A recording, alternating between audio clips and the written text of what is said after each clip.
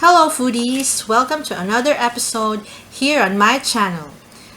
Today, I will share to you my first ever unboxing video.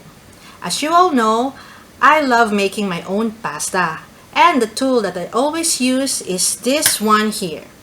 This is my trusty pasta cutter. I love this very much, especially this one with the scalloped edge. I still love this and still highly recommend using this.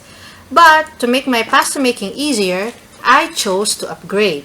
So, I will unbox my new pasta maker machine. This is the Atlas 150 by Marcato.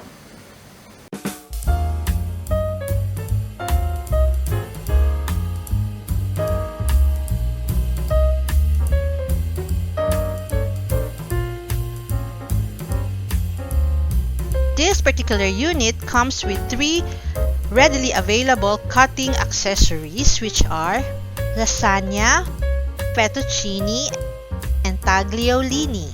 But there are 12 more cutting accessories that you can buy, which are sold separately. These are vermicelli, pappardelle, trenette, lasagnette, capellini, linguini, mafaldini, reginetti, bigoli, spaghetti, spaghetti chitara, and ravioli.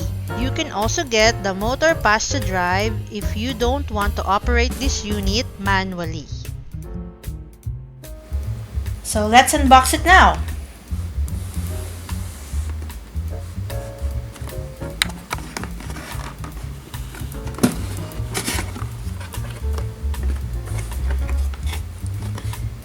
Inside, you should find your user manual. Let's take it out.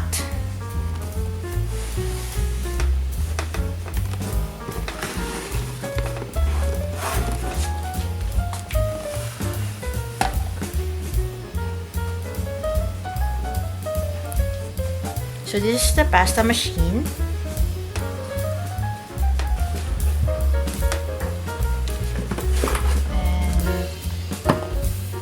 Have this little box inside.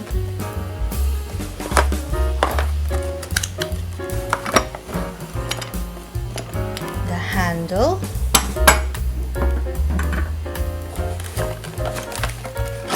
And the clamp.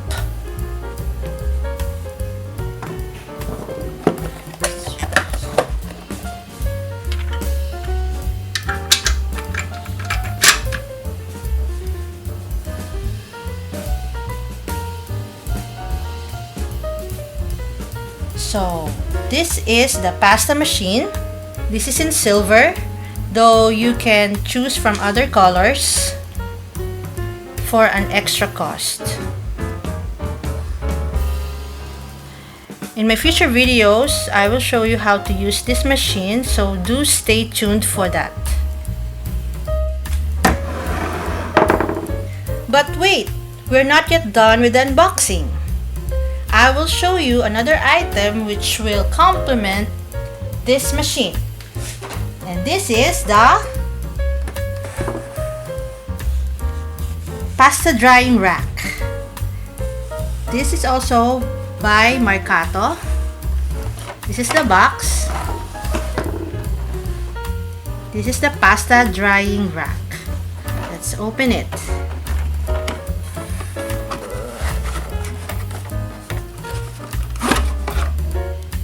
Inside, you should find one item.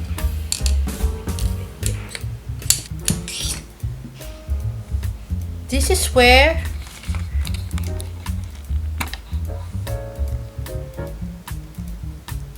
you will hang dry the freshly made pasta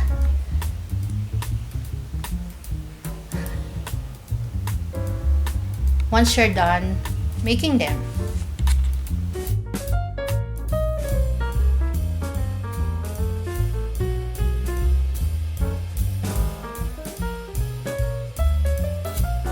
So there you have it, guys, the Atlas 150 pasta maker.